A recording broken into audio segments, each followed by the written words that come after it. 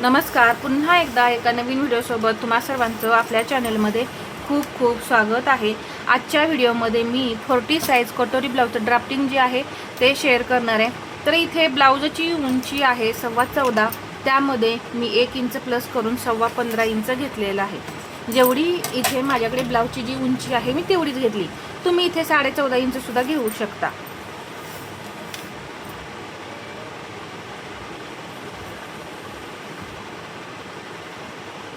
ही झाली आपली उंची। शोल्डर घेणार आहे मी 5.5 इंच आणि अजून एकदा मी 5.5 इंचावरती मार्किंग करून घेते। मला मुंडा घेर 9.5 इंच हवा आहे, तर मी इथे 6.5 इंच मुंड्याची उंची घेणार आहे आणि पाहणार आहे की मुंडा घेर आपला परफेक्ट भरतोय का। तर मुंडा घेर पहा, जशी हेवी साईज होत जाईल ना, मुंडा घेर मोजणं खूप गरजेचं आहे। कोणाकोणाचा कधी कधी जास्त भरतो मुंडा घेर, कोणाला जास्त लागतो कोणाला कमी लागतो, त्यामुळे मुंड्याची उंची एकच फिक्स अशी ठेवून नाही चालत। इथे साईज 40 आहे, त्याचा चौथा भाग घेणार आहे मी 10 आणि इथे पुढे हे 1.5 इंच मार्जिन।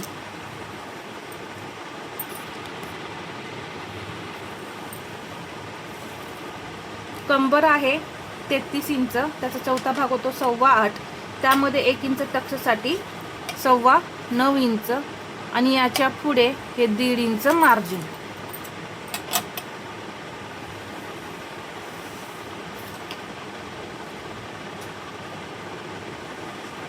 हे जोडून घेतलं। आता मुंड्याला आकार देऊन घ्यायचे। मुंड्याला आकार देण्यासाठी इथे 1.25 इंच 0.75 हा क्रॉस बॅक घेतलेला आहे। 6.5 इंच मुंड्याची उंची घेतली। इथून इथं हे चेस्टचं मार्किंग 10 आणि हे 1.5 इंच मार्जिन। इथे 8.25 प्लस 1 9.25 इंच आणि हे 1.5 इंच मार्जिन।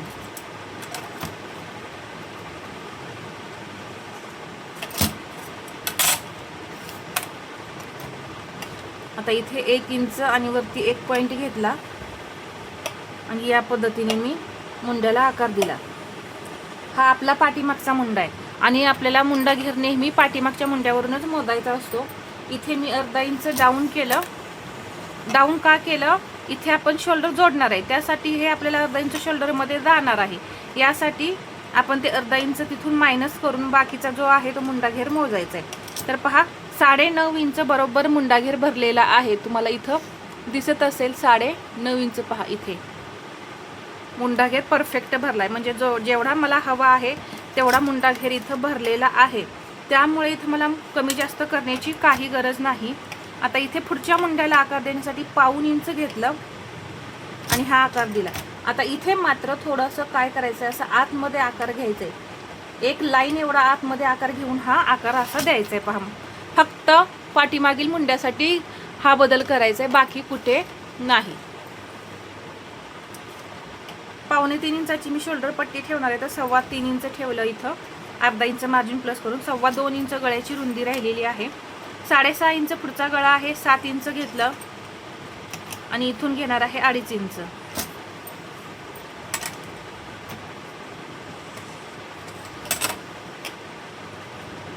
गळ्याला आकार देऊन घेऊ या पद्धतीने। इथे हे 1.25 इंच शोल्डर डाऊन करूया। इथे 1.1 म्हणजे हा घेतलाय पाठीमागचा मुंडा आणि 1.25 इंच घेतलाय पुढचा मुंडा। गळा हा आहे 6.5 प्लस अर्धा 7 आणि इथे 2.25 इंच गळ्याची रुंदी आहे। आता हेवी साईजमध्ये कटोरी सुद्धा मोठी असते, चेस्ट जास्त असल्यामुळे आपलं शोल्डर जे आहे ते पुढं उतरतं। तर त्यासाठी आपण इथे शोल्डरची जी क्रॉसपट्टी जी आहे पहा, ती 2 इंच घ्यायची। आता इथे 14.5 इंच जर हाईट असती ब्लाउजची, तर मग मी ही 2.25 इंच घेतली असती। 2.5 इंच शक्यतो घेऊच नका, 2.25 ते 2 इंचापर्यंत तुम्ही क्रॉसपट्टी घ्यायची। तर 14.25 इंच उंची आहे, त्यानुसार मी तर 2 इंच क्रॉसपट्टी घेतलेली आहे। इथे सुद्धा मी 2 इंच घेणार आहे। हा बदल करून पहा, म्हणजे काय होतं, थोडे थोडे बदल करत जर तुम्ही ब्लाऊज स्टिच केला, कटिंग केला, तर तुम्हाला सुद्धा फरक जाणवेल। आपल्या ब्लाऊजमध्ये काय चुका होतात काय नाही हे सुद्धा तुम्हाला समजेल आणि कशाने आपण परफेक्ट बनतोय, कुठे चूक झाल्यानंतर, कुठली चूक आपण दुरुस्त केल्यानंतर आपला ब्लाऊज परफेक्ट बनतोय हे सुद्धा आपल्याला समजतं. चुकांमधून आपण दुरुस्त करत जाईल तसं आपल्याला आपल्या चुकाही समजतात आणि ब्लाऊज म्हणजे परफेक्ट येतो. इथे 1.5 इंच घ्यायचं क्रॉसपट्टीला आकार देण्यासाठी आणि आकार देऊन घेऊया आधी. आता कटोरी घेणार आहे मी 6.25. इथे 6.25 इंचावरती मार्किंग करून घेतलं. इथे सुद्धा 6.25 इंचावरती मार्किंग करून घेतलं. एक तिरकी लाईन सरळ लाईन ओढली. इथे घेणार आहे मी 1 इंच. अशी तिरकी लाईन ओढून कटोरीला आकार दिला. 6.25 इंच इथे आपली कटोरी भरलेली आहे. हे अंतर किती राहिले पहा, 2 आणि वरती 1 पॉईंट एवढं अंतर राहिलेलं आहे. म्हणजे खूप कमी सुद्धा अंतर असं राहिलेलं नाही. आणि कटोरीला सुद्धा एकदम परफेक्ट असे आकार आलेले आहेत. कटोरी जेव्हा आपण हे सर्व ब्लाऊज कटिंग करू त्यावेळेस ही जी क्रॉस पट्टी आहे ती सेपरेट अशी कटिंग करून काढायची आणि त्यामध्ये हे अर्धा इंच मार्जिन वाढवायचं आहे. तर अशा पद्धतीने इथे मी 40 साईज कटोरी ब्लाऊजचं जे ड्राफ्टिंग आहे ते एकदम परफेक्ट असं समजावून सांगितलेलं आहे. तर पूर्ण ड्राफ्टिंग इथं पहा. कुठे काही समजत नसेल तर तुम्ही मला ते कमेंटमध्ये विचारायचं आहे. आता ही जी मूळ कटोरी आहे ती आपण वाढवून घ्यायची आहे. जसं की नेहमी आपण कटोरी वाढवण्यासाठी इथे घेतो अर्धा इंच, इथे घेतो 1/2 इंच,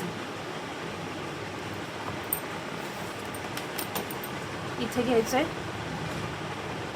1.5 इंच आणि इथेही मी घेणार आहे 1.5 इंच.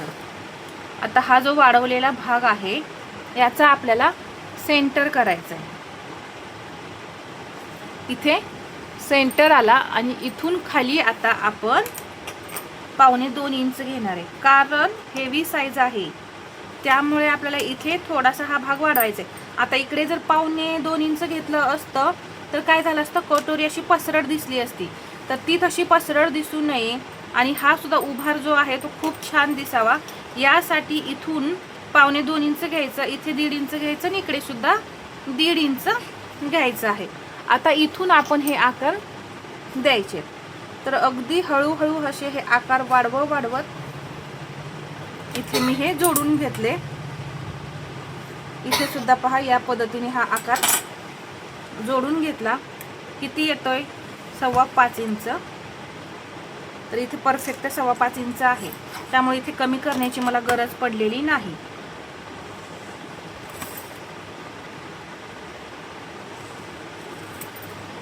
हे जोडून घेतलं आणि टक्सची रुंदी देणार आहे मी 1.25.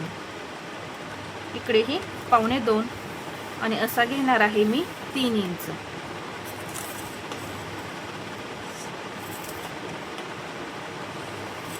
आता आपली मूळ कटोरी किती होती 6.25 इंचाची.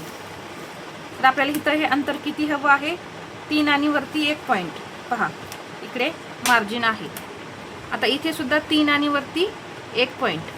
इथे सुद्धा हे मार्जिन शिल्लक आहे. म्हणजे कटोरी आपली परफेक्ट तयार झालेली आहे. तर पूर्ण अगदी मी पॉईंट टू पॉईंट तुम्हाला सर्व माहिती या व्हिडिओमध्ये सांगितलेली आहे. तर हा व्हिडिओ आवडला असेल तर लाईक करा, शेअर करा आणि असेच नवनवीन व्हिडिओ पाहण्यासाठी आपल्या चॅनलला सबस्क्राईब करायला विसरू नका. धन्यवाद.